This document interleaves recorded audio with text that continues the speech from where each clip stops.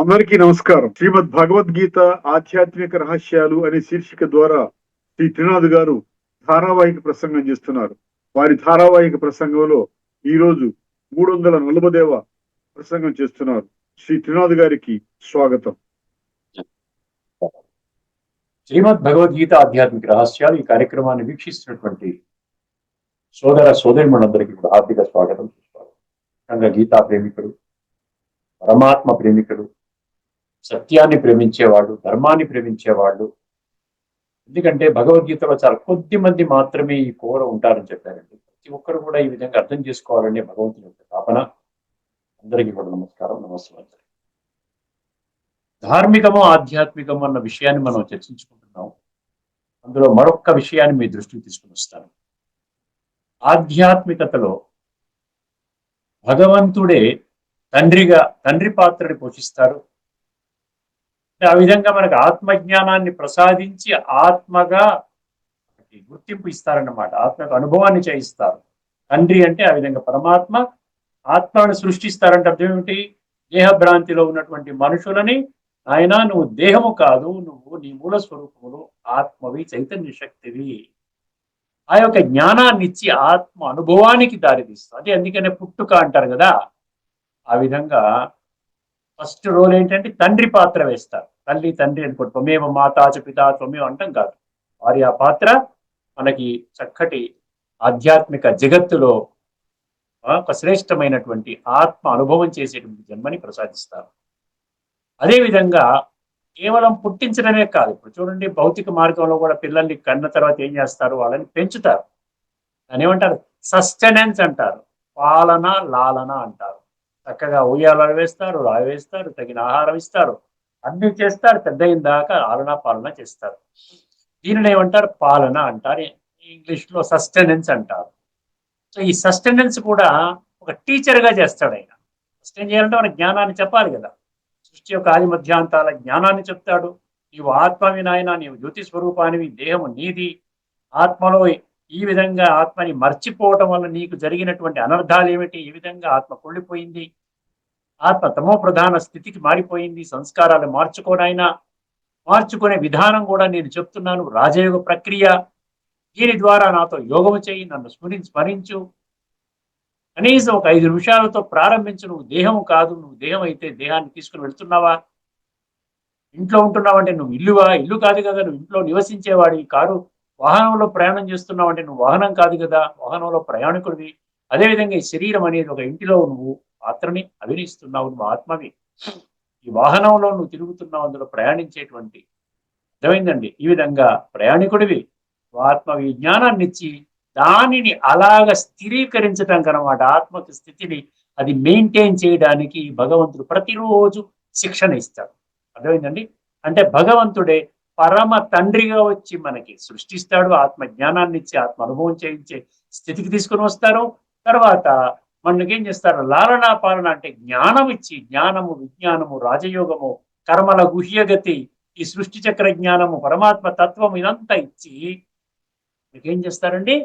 మన యొక్క ఆత్మిక స్థితిని గట్టిపరుస్తారు. ఇటుకల బట్టి అంటారు. బట్టిలో ఇటుకలు వేస్తే గట్టి పడతాయి. సో ఆ విధంగా జ్ఞానము ద్వారా నువ్వు ఆత్మ అనుకునే విధంగా ప్రతిరోజు కూడా అభ్యాసం చేయిస్తారు. తర్వాత మన భౌతిక ప్రపంచంలో కూడా ఒక 60 సంవత్సరాలు వచ్చిన తర్వాత రామకృష్ణ అనుకోవడం, వెళ్ళిపోతున్నావురా, మా బాధ్యతలన్నీ నువ్వు తీసుకో, ఈ వ్యాపారం తాళం చెవి నీకు ఇచ్చేస్తున్నావు, ఇది వ్యవహారము, ఈ ఆస్తిని కాపాడుకో, వ్యాపారం చూసుకో, మేము రామకృష్ణ అనుకుంటాం, ఇంకా మా ప్రయాణము వెళ్ళిపోవాలి, ఇంకా అయిపోయింది, అంతిమ దశకి చేరుకున్నాం అంటారు. అదేవిధంగా ఇక్కడ కూడా పరమాత్మ ఏం చెప్తున్నారు? అతి త్వరలో నేనే స్థాపన చేస్తున్నాను, స్వర్గాన్ని స్థాపన చేస్తున్నాను, సత్యత్రేత యుగాలని స్థాపన చేస్తున్నాను. అక్కడ శ్రేష్టమైన జన్మలు పొందాలంటే నేను ఒక ఫార్ములాని ఆ విధంగా తయారు చేసి పెట్టాను. ఏమిటండి ఆ ఫార్ములా? నీ యొక్క సంస్కారాలు ఇప్పుడు వర్తమానములో జన్మలుగా ద్వాపర యుగము నుండి ఈ కర్మలు, ఈ భ్రష్ట కర్మలు, నీచ కర్మలు, నికృష్ట కర్మలు చేసినావు నాయనా, అమాయకంగా చేశావు. నేను ఇదే విధంగా ధన సంపాదన అక్రమ మార్గంలో చేసుకోవడానికి చేసుకున్నావు. ఆత్మ కుళ్ళిపోయింది. ఇప్పుడు దీనిని సమూలంగా సాత్విక ప్రధానంగా తీసుకుని వచ్చినట్టయితేనే నీకు సత్యయుగములో శ్రేష్టమైన జన్మ ఉంటుంది. సో ఆ విధంగా జ్ఞానాన్ని ఇచ్చి ఒక సద్గురువు రూపంలో, కానీ భగవంతుడే మళ్ళీ సద్గురువు రూపంలో మనకేం చేస్తాడంటే తీసుకొని వెళ్ళి స్వర్గం యొక్క ఎంట్రన్స్ దాకా పెట్టి వెళ్ళిపోతాడు. తను మాత్రం నీ నిష్కామ సేవాదారి కదా, తను మళ్ళీ వెళ్ళి పరంధామంలో తన ఇంట్లో వెళ్ళి కూర్చుంటాడు. అంటే ఆయన ఒక్క భగవంతుడే 3 పాత్రలు వేస్తున్నాడు. తండ్రి పాత్ర, అదేవిధంగా టీచరు పాత్ర, పరమ తండ్రి, పరమ శిక్షకుడు, పరమ సద్గురువు. గుర్తుపెట్టుకోండి 3 పాత్రలు, 3 in 1 అనమాట. అదేవిధంగా భక్తి మార్గంలో ధార్మిక రంగాలు చూసినట్లయితే, ఫిజికల్ గా మనం చూసినట్లయితే తండ్రి వేరుంటారు, టీచర్ వేరుంటారు, అదేవిధంగా గురువు వేరే ఉంటారు. ఇప్పుడు భలే టీచర్ ఒకవేళ తండ్రి టీచర్ అయ్యారు అనుకోండి, తండ్రి ఒక లెక్చరర్ ప్రొఫెసర్ టీచర్ అయ్యారు అనుకోండి, ఎడ్యుకేషన్ ఫీల్డ్ లో పిల్లలకి టీచర్ గా కూడా ఉండొచ్చు. అంటే తండ్రి టీచర్ గా ఒకరు ఉండొచ్చు, కానీ తండ్రి టీచర్ సద్గురువు ఒక్కరు ఎట్టి పరిస్థితిలో కాలేరు. అర్థమైందండి. ఆధ్యాత్మిక జగత్తులో భగవంతుడే ఈ 3 రోల్స్ ప్లే చేసి మన జీవితాన్ని సర్వాంగ సుందరంగా తీర్చిదిద్దుతాడు. అర్థమైందండి. ఇది ధార్మికం, ఆధ్యాత్మికం మరొక ముఖ్యమైన విషయాన్ని మీ దృష్టికి తీసుకొని రావడం జరిగింది. ఇప్పుడు మనము ఉపనిషత్తుల యొక్క సారాంశాన్ని తెలుసుకునే ప్రయత్నం చేస్తున్నాం. అసలు ఉపనిషత్తులు ఏముంది? ఉపనిషత్తులు అనే పదాలు విన్నాము, ఉపనిషత్తుల శ్లోకాలు మంత్రాల రూపంలో అలా అలా చదువుకుంటూ ఉంటే విన్నాము, కానీ అందులో ఏమున్నది, నా జీవితాన్ని ఉద్ధరించడానికి ఏదైనా విషయం ఉందా అందులో అన్న ఆలోచన మనకు కలగలేదు, సంకల్పం కలగలేదు. కాబట్టి ఎట్టి ప్రయత్నము చేయలేదు. మనం కేవలం ఆ విధంగా పారాయణం చేసుకుంటూ వెళుతున్నాం, వింటూ ఉన్నాం. పఠన పారాయణ శ్రవణ ప్రచార ప్రసారం. గీతలో ఏమన్నాడు? యద్యద్ ఆచరతి శ్రేష్ఠ అని. ఆచరణ లేకపోతే నువ్వు శ్రేష్టంగా ఉన్నాయి. అంటే ఇన్ఫర్మేషన్ గ్యాదర్ చేస్తున్నావు, కానీ ఇన్ఫర్మేషన్ వాడుకునే విధానమే ఆచరణ. అదే విధానంలో చెప్పేటువంటి మరొక శ్లోకాన్ని మేము తీసుకుని వస్తున్నాను. అది 4వ అధ్యాయంలోని. ఇది బృహదారణ్యక ఉపనిషత్తు. ఇదివరకు మనం బృహదారణ్యక ఉపనిషత్తులో గత ఎపిసోడ్ లో 4.4.5 చెప్పుకున్నాం. 4.4.5 చెప్పుకున్నాం. ఇప్పుడు ఎపిసోడ్ లో 4.4.6 అంటే దాని తదుపరి శ్లోకమే చెప్తున్నాను. మీరు కూడా నేను ఎందుకు శ్లోకం నంబర్, చాప్టర్ నంబర్ చెప్తున్నాను అంటే మీరు కూడా చర్చించుకోవచ్చు, చెక్ చేసుకోవచ్చు. ఎందుకంటే ఏదో చెప్పేస్తున్నానండి అని చెప్పి అనుకోవడానికి అవకాశం ఇవ్వకుండా నేను ఇవన్నీ చెప్తున్నాను. హైలీ ట్రాన్స్పరెంట్ అనమాట.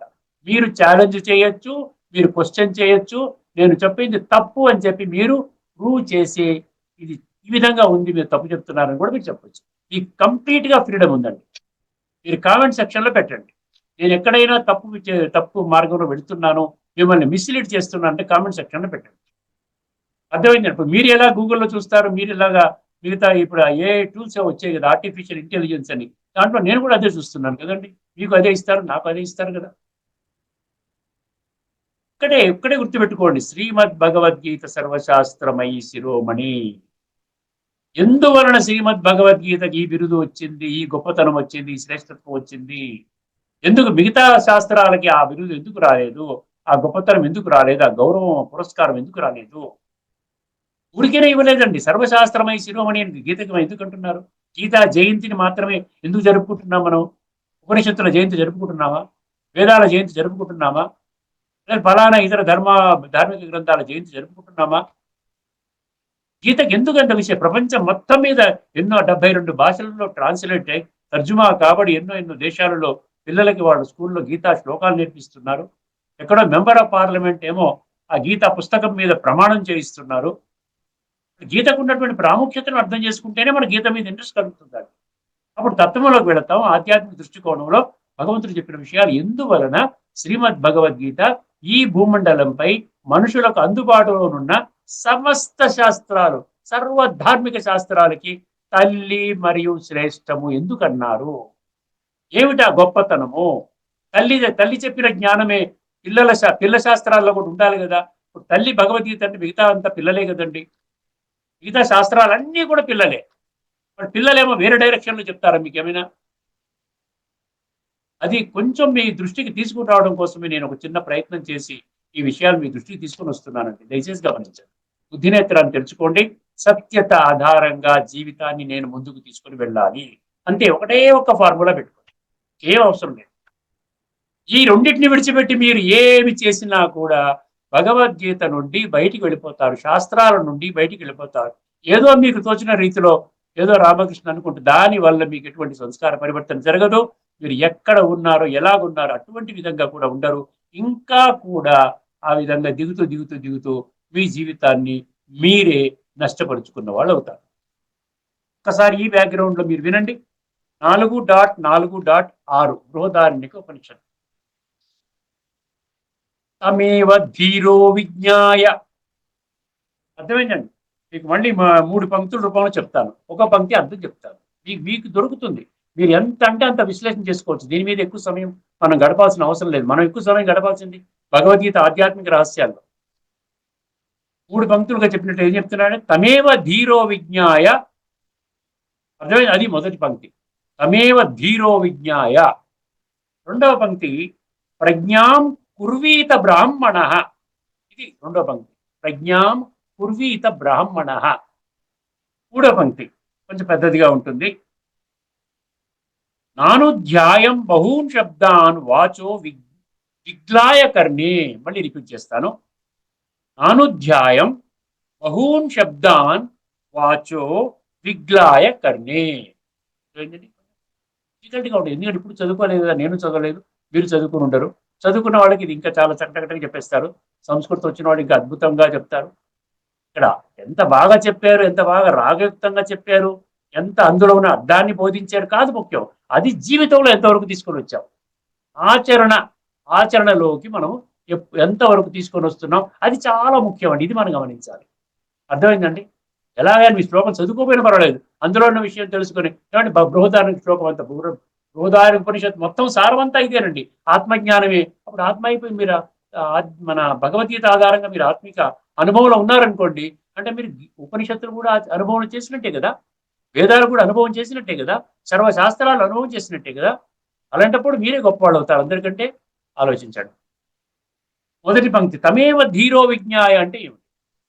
తమేవ ధీరో విజ్ఞాయ అంటే ధీరుడు అంటే ఎవరు? ఇక్కడ ధీరుడు యొక్క నిర్వచనం ఇచ్చాడు. ధీరుడు అంటే నేను ఒక ఆత్మస్వరూపాన్ని అని అర్థం చేసుకుని, జ్ఞానం ఆధారంగా అర్థం చేసుకుని, నేను శరీరం కాదు, నేను ఆత్మని, శరీరము నాది అని అర్థం చేసుకుని దానిని జీవితంలో అనుభవం చేసేటువంటి అభ్యాసము చేసేటువంటి ఆ విధంగా ధైర్యం ఉన్నటువంటి వాడు. మిగతా వాళ్ళంతా పిరికి వాళ్ళు అనమాట. ఇవన్నీ ఎక్కడ చేస్తామని మాకెక్కడ కుదురుతుందండి. ఎందుకంటే దైహిక ప్రాంతాలు కూరుకుపోయి ఉన్నాం పూర్తిగా, ఎన్నో జన్మలు కూరుకుపోయి ఉన్నాం. అర్థమైంది? ద్వాపర యుగం నుండి శరీరం మార్చుకుంటూ తీసుకుంటూ ఈ దేహం కూరుకుపోయి ఇప్పుడు ఇంద్రియ సుఖాలు జీవితాన్నంతా కూడా నేను దేహం 24/7 365 days జీవిత కాలం గడిపేసుకుని దేహభ్రాంతిలోనే ఆ విధంగా లాస్ట్ క్షణాల్లో ఎక్కడో తీర్థయాత్రకు అటు ఇటు వెళ్ళిపోయి ప్రారంభం చేస్తాం. అది ఇంకా కనీసం తీర్థయాత్ర వెళ్ళి భగవంతుని స్మృతిలో ఉన్న ప్రాణం విడిచిపెట్టి అదృష్టవంతుడు. లేకుండా ఉంటే అయ్యో నా ఆస్తి పోతుంది, అది పోతుంది, ఇది పోతుంది అనుకుంటే ప్రాణం వదిలేసేవాళ్ళే చాలా మంది ఉంటారు. అందుకనే గీతలో ఏమన్నాడు? 3వ అధ్యాయం 35వ శ్లోకంలో పరధర్మో భయావహ అన్నాడు. స్వధర్మ నిధనం శ్రేయ. మరణించే సమయంలో నీవు స్వధర్మంలో ఉన్నావా, ఆత్మధర్మంలో ఉన్నావా ఉంటే అది శ్రేయస్సు, నీకు మంచి జరుగుతుంది. పరధర్మంలో దేహభ్రాంతిలో ఉండి నీ శరీరం విడిచిపెట్టవలసిన పరిస్థితి వస్తే, దౌర్భాగ్య స్థితిలో అటువంటి పరిస్థితి వస్తే నీవు నష్టపోతావు అని చెప్తున్నాడు. అది భయంకరంగా ఉంటుంది ఆ మృత్యువు. ధీరుడు అంటే ఆత్మస్మృతిలో స్థిరమైన యోగి అన్నాడు. అర్థమైందండి? నేనేమి ఇందులో ఎక్స్ప్లెయిన్ మార్చలేదండి, మీరు కొడితే అదే వస్తుంది. ధీరుడు అంటే ఆత్మస్మృతిలో స్థిరమైన యోగి. బుద్ధి యోగము ద్వారా పరమాత్మతో అనుసంధానం ఏర్పడినప్పుడు ఆత్మ తన సహజ స్వరూపమైన శాంతి, ఆనందము మొదలగు గుణాలను అనుభవం చేస్తుంది. అర్థమైంది? అందుకనే సరే ముందు శాంతి అందులోనే ఉంది, గని అంతా శాంతి, సుఖము, ప్రేమ, ఆప్యాయత, పవిత్రత, శక్తి, గుణాలు ఇవన్నీ ఇక్కడ పెట్టాడు. 16వ అధ్యాయంలోని మొదటి 3 శ్లోకాలు అభయం, సత్వ, సంశుద్ధి, జ్ఞాన, యోగ, వ్యవస్థితి. అక్కడి నుంచి భవంతి సంపదం దైవీం అభిజాతస్య భారత చదువుకోండి. అవన్నీ ఆత్మలో పెట్టాడు భగవంతుడు. అవన్నీ నాశనం కాదు. గత ఎపిసోడ్ లో మనం చదువుకున్నాం. ఇది మన అర్థం ఏం చర్చించుకున్నామండి? ఆత్మలో ఉన్న గుణాలు నాశనము కావు, అవి అక్కడ దేహభ్రాంతిలోకి వచ్చి ఒక లేయర్గా అది క్లోజ్ అయిపోతుంది అంతే. ఈ రాజయోగం ద్వారా ఏమంటున్నాడు భగవంతుడు? ఈ లేయర్ని తొలగించు, మళ్ళీ గుణాలన్నీ అనుభవంలోకి వస్తాయి. లక్షల మంది అనుభవం చేస్తున్నారండి. అది అవాస్తవం కాదండి. తిరుగులేని సత్యము, తిరస్కరించలేని సత్యం ప్రతి ఒక్కరు కూడా అనుభవం చేయవచ్చు. చాలా సహజము, చాలా సరళము కూడా. సో అయిపోయింది, మొదటి పంక్తి అయిపోయింది కదండి. ధీరుడు అంటే ఆత్మస్మృతిలో స్థిరమైన యోగి. ఇది ముఖ్యమండి. ఎందుకు మనం చర్చించుకోవాలి అంటే, ఆత్మిక స్థితిలోకి మీరు వచ్చే ఆ స్టేజ్ వరకు మీరు అందులో దొరికారు. అక్కడికి వచ్చారంటే మీరు మీ కంప్లీట్ గా భగవద్గీతలో వచ్చి అందులో వచ్చేసినట్టే. You are going to live Gita అనమాట. మీ జీవితాన్ని గీత ఆధారంగా జీవిస్తారు. Living Gita, not reading Gita, పారాయణ గీత కాదు. ధీరుడంటే ఆత్మస్మృతిలో స్థిరమైన యోగి. బుద్ధి యోగము ద్వారా పరమాత్మతో అనుసంధానము ఏర్పడినప్పుడు, బుద్ధి యోగము ద్వారా ఆత్మ తన సహజ స్వరూపమైన శాంతి, ఆనందము మొదలగు దివ్య గుణాలను అనుభవం చేస్తుంది. రెండవ పంక్తి, ప్రజ్ఞాం కుర్వీత బ్రాహ్మణ అన్నాడు. ప్రజ్ఞాం కుర్వీత బ్రాహ్మణ, దీని అర్థం ఏం చెప్పాడు? ప్రజ్ఞాం కుర్వీత అంటే ఆ జ్ఞానాన్ని మాటలతో కాదు, జీవన స్థితిగా మార్చుకోవాలి. ప్రజ్ఞాం కుర్వీత అంటే అదనమాట. అంటే అనుభవంలోకి తీసుకుని రావాలి. నాలెడ్జ్, ఇన్ఫర్మేషన్ ఇంపార్టెంట్ కాదండి. నాలెడ్జ్ని జీవితంలో అప్లై చేయాలి. మీకు 100 కోట్ల ఆస్తి ఉంది, కానీ రూపాయి కూడా ఖర్చు పెట్టకపోతే అడుక్కోవాల్సి వస్తుంది. ఆ 100 కోట్లని మీరు వాడుకుంటే అద్భుతమైన జీవితం. అదేవిధంగా ధార్మికంలో ఎట్లయితే ఉంటుందో వాడుకుంటే అద్భుతం, ఇక్కడ కూడా వాడుకుంటే అద్భుతం, ఆచరిస్తే అద్భుతం, అనుభవం చేస్తే అద్భుతం. అందుకే ఏమంటున్నాడు? ప్రజ్ఞాం కుర్వీత అంటే ఆ జ్ఞానాన్ని మాటలతో కాదు, జీవన స్థితిగా మార్చుకోవాలి. ఇదే రాజయోగములో స్మృతి స్వరూప సాధన. స్మృతి స్వరూప సాధన, ఇది రెండో పంక్తి. ఇప్పుడు మూడో పంక్తి, నానుధ్యాయం బహూన్ శబ్దాన్ వాచో విగ్లాయ కర్ణే అన్నాడు. నానుధ్యాయం బహూన్ శబ్దాన్ వాచో విగ్లాయ కర్ణే. దీని మీనింగ్ ఏమిచ్చాడు? ఆత్మ సాక్షాత్కారం.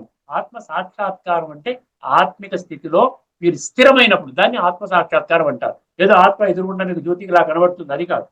ఈ సాక్షాత్కారం అంటే మళ్ళీ రాంగ్ స్టెప్ అడుగు వేస్తారు.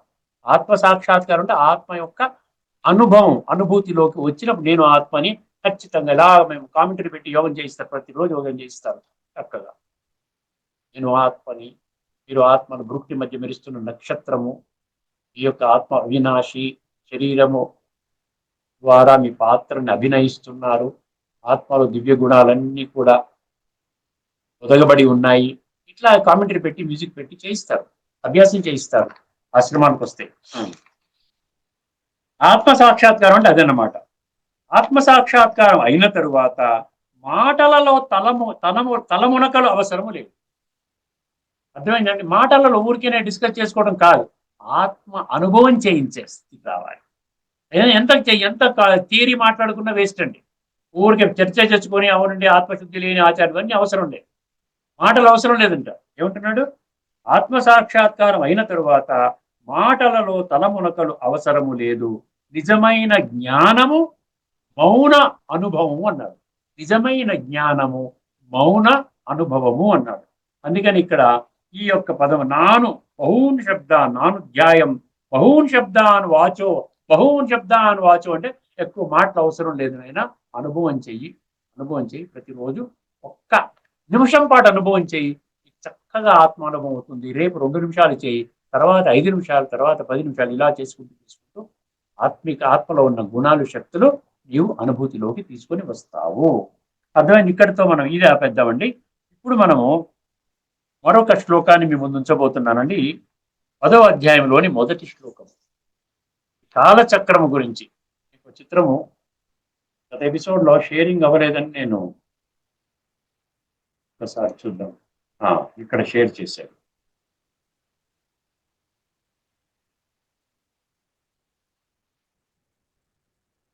Very good. ఎందుకంటే ఈ చిత్రం ఉంటే మీకు ఈజీగా అర్థమవుతుంది నేను చెప్పేది. ముందుగా శ్లోకాన్ని చెప్తాను మీకు. భగవంతుడు చెప్పేటువంటి జ్ఞానము చాలా గొప్ప జ్ఞానం అండి. అంటే భగవంతుడు చెప్తున్నాడంటే గొప్పగా అవుతుంది కదండి. మిగతా గురువులు చెప్పారు అంటే, గురువులు అంటే మనుషులే కదా, పరమాత్మ సంతానమే కదా. పిల్లలు చెప్పే జ్ఞానం గొప్పదా, తండ్రి చెప్పే జ్ఞానం గొప్పదా? తండ్రి కంటే తండ్రికి కూడా తండ్రి కదా భగవంతుడు అంటే. పితాహమస్య జగత అన్నాడు కదా. ఒకసారి వినండి ఏం చెప్తున్నారో వినండి. 10వ అధ్యాయంలోని మొదటి శ్లోకం. భూయ ఏవ మహాబాహో అర్థమైంది. భూయ ఏవ మహాబాహో శృణు మే పరమం వచః. శృణు మే పరమం వచః. యత్తేహం ప్రీయమాణాయ వక్ష్యామి హితకామ్యయా. యత్తేహం ప్రీయమాణాయ వక్ష్యామి హితకామ్యయా. ఎంత అద్భుతంగా ఉందండి నిజంగానండి. భగవంతుడు నిజంగా పరమాత్మ మాటలు వింటే మన జీవితం ఎట్లా మారుతుందో ఒక్కసారి గమనించండి. ఏమంటున్నాడు? నీవు నాకు చాలా ప్రియమైన వాడివి. You are very dear to me. You are my child. నీవు నా బిడ్డవి, నేను తండ్రిని. నా మాట వినకపోతే సార్, తండ్రి మాట వినకపోతే బిడ్డ బిడ్డ ఏమంటాడు? తండ్రి మాట వినలేదు అనుకోండి, తండ్రి ఏమంటాడు? నా ఆస్తిలో నీకు చిల్లి అవ్వకూడా, ఇవర్ గెట్ అవుట్ అంటాడు. అంటాడా? పిచ్చి పిచ్చి పనులు చేసుకుంటూ తాగుడు చేసుకుంటూ చెత్త కంపెనీ పెట్టుకుంటూ ఇంటికి వచ్చాడు అనుకోండి, ఏమంటాడు? 2 సార్లు 3 సార్లు చూస్తాడు. 4వసారి no place in my house అంటాడు. ఇదేమంటున్నాడు? నువ్వు very dear to my, you are very dearest to my heart, you are my child. నేను చెప్తున్నాను వినండి. ఇంకోటి ఏమన్నాడు ఇక్కడ? అదండి, భూయ ఏవ మహాబాహో. మహాబాహో అన్నాడు చూసారు అర్జునుడిని. మహాబాహో అంటే ఆంతరిక శక్తి నీకు చాలా ఉంది. నీ బుద్ధి నేత్రం తెరుచుకుంది. చాలా స్పష్టంగా అర్థం చేసుకోవడానికి మనసు బుద్ధి ఈ విధంగా చాలా పదునుగా పెట్టుకుని టెన్షన్ తో కూర్చుని ఉన్నావు కాబట్టి గొప్పవాడివి, బలశాలివి, ఆంతరికంగా ఆత్మ యొక్క బలముతో కూర్చున్న వాడివి. అందుకని మహాబాహో అన్నారు. భూయ అనే పదం ఏంటి? మరలా చెప్తున్నాను. ఈ మరలా చెప్తున్నాను అనే పదాలు చాలా ఉన్నాయండి శ్లోకాల్లో. మరలా అంటే అర్థం ఏంటి? మరలా అంటే మీకు ఇది గత ఎపిసోడ్ లో కూడా మనం చెప్పుకున్నాం. అదే పరం భూయ ప్రవక్ష్యామి జ్ఞానానాం జ్ఞానముత్తమం అన్నాడు. పరం భూయ పరమ జ్ఞానం అన్నాడు. జ్ఞానానాం జ్ఞానముత్తమం అంటే అన్ని జ్ఞానాలలో ఉత్తమమైనటువంటి జ్ఞానం అన్నాడు. ఇక్కడ భూయ మరలా అనే పదం ఎందుకు వచ్చిందంటే కల్పము చెప్తాడు. మామూలుగా ధార్మిక జగత్తులో మీరు కురుక్షేత్రంలో అది ఆ విధంగా భావించి మీరు అర్థం చేసుకున్న వాళ్ళు గమనించండి. ఒక్కసారి చెప్పడం జరిగింది. మరలా చెప్పడం అనేది అక్కడ అప్లై కాదు. అందుకనే ఇది ఆధ్యాత్మిక దృష్టికోణం అర్థం చేసుకుంటే ప్రతి కల్పములో కలియుగం యొక్క అంతిమ సమయము, సృష్టి యొక్క ఆది సమయములో పరమాత్మ ఈ సృష్టి మీద అవతరించి ఒక సాధారణ వృద్ధ మానవ శరీరాన్ని ఆ యొక్క శరీరము ద్వారా అధిరోహించి మనందరికీ కూడా ఈ జ్ఞానాన్ని ప్రతి ఒక్క కల్పానికి ఒక్కసారి చెప్తారు. ఇది భూయ అంటే మీరు అర్థం చేసుకోవాల్సిన విషయం. ప్రతి పదంలో అద్భుతమైన ఆధ్యాత్మిక రహస్యాలు ఉన్నాయండి. భూయ ఏవహ మహాబాహో శృణుమే పరమం వచః. అర్థమైందండి? శృణుమే పరమం వచ. శృణు అంటే ఏంటి? వినమన్నాడు కదా, వినమంటున్నాడు కదా, చెవుల ద్వారా వినమంటున్నాడు. ఇంద్రియ చెవులు వినమంటున్నాడు కదా. ఏమంటున్నాడు? పరమం వచః అన్నాడు. అంటే దీనికంటే గొప్ప వచనాలు ఇంకా నీకు లేదు. దీనికంటే గొప్ప జ్ఞానము ఈ భూమండలంపై ఎక్కడ వెతుక్కున్నా ఆ వెతికిన సమయం అంతా కూడా నీవు వ్యర్థం చేస్తున్నావు తప్ప ఎక్కడా వెతకవలసిన పని లేదు. కేవలము ఆత్మిక దృష్టికోణములో పరమాత్మని స్మృతి చేసి రాజయోగము ద్వారా సంస్కార పరివర్తన చేసుకున్నట్లయితే సంస్కార పరివర్తన చేసుకున్న వారు మాత్రమే రాబోయేటువంటి స్వర్గము అనబడే సత్య త్రేతాయుగాలలో శ్రేష్టమైన జన్మలు తీసుకుంటారు. పరమం వచ. గత ఎపిసోడ్లో ఏమన్నా మనం 14వ అధ్యాయంలోని మొదటి శ్లోకంలో ఏం చెప్పాము? జ్ఞానానాం జ్ఞానముత్తమం అన్నాడు. అంటే ప్రపంచంలో నీకు అందుబాటులో ఉన్న ఏ జ్ఞానమైనా తీసుకోండి, దానికంటే నేను చెప్పేటువంటి జ్ఞానము ఉత్తమమైనటువంటి జ్ఞానం. ఎందుకు? మీరు అక్కడ భక్తి మార్గంలో ధార్మికంలో భౌతికంగా మీరు ఎన్ని డిగ్రీలు పొందినా అది కేవలం ఒక్క జన్మకే పరిమితము. మళ్ళీ ఇంకొక జన్మ వచ్చిందంటే మళ్ళీ ఎల్కేజీకి చదువుకోవాల్సింది.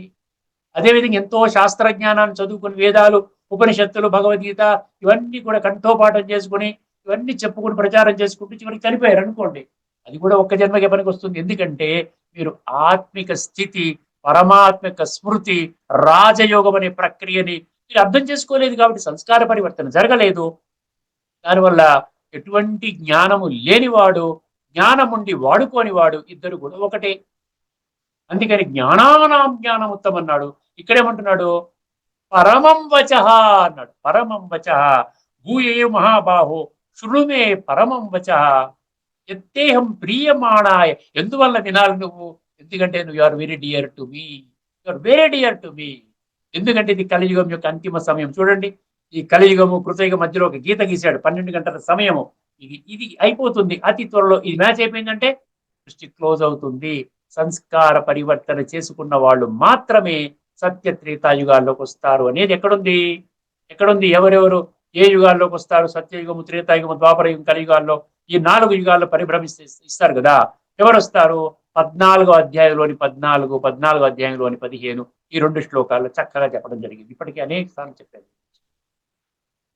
యత్తేహం ప్రీయమాణాయ వక్ష్యామి హితకామ్యయ. ఎందుకు చెప్తున్నాను? నీ హితము కోరి చెప్తున్నాను, నీ బాగోగులు కోరి చెప్తున్నాను. నువ్వు ఖచ్చితంగా స్వర్గంలోకి రావాలి.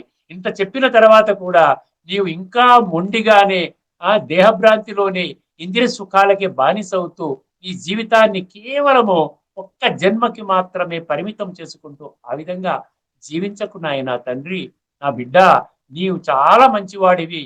ఎందుకంటే చివరికి 850 కోట్ల మందిలో కేవలము 33 కోట్ల మంది మాత్రమే నా మాట విని వాళ్ళు ఆ విధంగా సత్యత్రేతాయుగాల్లో తమ యొక్క శ్రేష్టమైనటువంటి పాత్రలు ఆ విధంగా జన్మలు పొందుతారు. అందులో కూడా సత్యయుగంలోకి వచ్చేటువంటి వాళ్ళ సంఖ్య ఇంకా తక్కువ. వీరందరూ కూడా సత్యయుగంలో ప్రథమ జన్మ నుండి ఉండాలి అని నా యొక్క కోరిక. అందుకనే ఎత్తేహం ప్రియమాణాయ వక్ష్యామి, నేను చెప్తున్నాను, హితకామ్యయ, నీ హితము కోరి చెప్తున్నాను, నీ యొక్క హయ్యెస్ట్ బాగు కోరి చెప్తున్నాను. ఇంతకంటే చెప్పేవారు ప్రపంచంలో నీకు దొరకరు. ఈ మాటలను కూడా నీవు కానీ పెడ చెవిన పెట్టినట్లయితే దానికి నేను ఎటువంటి బాధ్యతను తండ్రిగా నేను వహించలేను. ఎందుకంటే నా డ్యూటీని తండ్రిగా నేను చేశాను. బిడ్డగా నువ్వు చేసావా, నువ్వు బాగుపడతావు. తండ్రి మాట విన్నావా? లేకపోయినట్లయితే నీ జీవనం యొక్క పతనానికి నీవే కారణం అవుతావు. ఒకసారి మళ్ళీ శ్లోకాన్ని వినండి. భూయేవ మహాబాహో శృణుమే పరమం వచ ఎత్తేహం ప్రియమాణాయ వక్ష్యామి హితకామ్యయ. ఇది ఇందులో ఉన్నటువంటి లోతైన తత్వం అండి. ఇది మన గురించేనండి. అబ్సల్యూట్లీ ఎవరైతే ఆ విధంగా అనుకుంటారో వాళ్ళే మహాబాహో, అంటే వాళ్ళే అర్జునుడు. ఆ యొక్క ఆంతరిక శక్తిని పుంజుకొని ఇప్పుడు కాలం యొక్క పిలుపు, సమయం యొక్క పిలుపు, ఏమంటున్నాం, ఇంకా భగవంతుడి యొక్క పిలుపు, కొద్ది సమయం మాత్రమే ఉంది. ఇది ఆఖరి క్షణము. ఈ కాలచక్రం అంతిమం కాబోతున్నది. క్రొత్త కాలచక్రం ప్రారంభం కాబోతున్నది. ఇది ఈ యొక్క శరీరము ద్వారానే, ఆత్మ శరీరము కలిసి ఉండగానే బుద్ధినేత్రాన్ని తెరుచుకొని సత్య మార్గములో, ధర్మ మార్గములో పరమాత్మ ధర్మ సంస్థాపనార్థాయ సంభవామి అని భగవంతుడు 4వ అధ్యాయంలోని 7, 8 శ్లోకాల్లో చెప్పినట్టుగా పరమాత్మ యొక్క ధర్మ సంస్థాపన కర్తవ్యాన్ని సమర్థిస్తూ మనము శ్రేష్టమైన కర్మలు మనం చెయ్యాలి. దానికి శక్తి మనకి ఎక్కడి నుంచి వస్తుందంటే రాజయోగం అనే ప్రక్రియ నుండి వస్తుంది. ఇది ఈ శ్లోకంలోని తత్వం అండి. భగవద్గీతలో వీరు ఏమిచ్చారో భాష్యకారులు ఒక్కసారి గమనించండి. ఈ యొక్క చిత్రాన్ని నేను తొలగించేస్తాను. ఎందుకంటే కాలచక్రం తెలుసుకుంటేనండి ఇది తిరుగుతూ ఉంటుంది, ఆగదండి. ఎవరైనా చెప్పారు కాలచక్రం జన్మరాహిత్యం అన్నారనుకోండి, వాళ్ళు అజ్ఞానంలో మాట్లాడుతున్నారన్న సంగతి అర్థం చేసుకోండి. ఇది తిరుగులేని, తిరస్కరించలేని సత్యాన్ని భగవంతుడు తెలియజేస్తుంది. నేను చెప్పడం లేదు. పునః పునః అన్నాడు చూసారా? ప్రకృతిం స్వాం అవస్తభ్య విసృజామి పునః పునః పునః పునః పునః పునః కురుక్షేత్రంలో జరగలేదు కదా.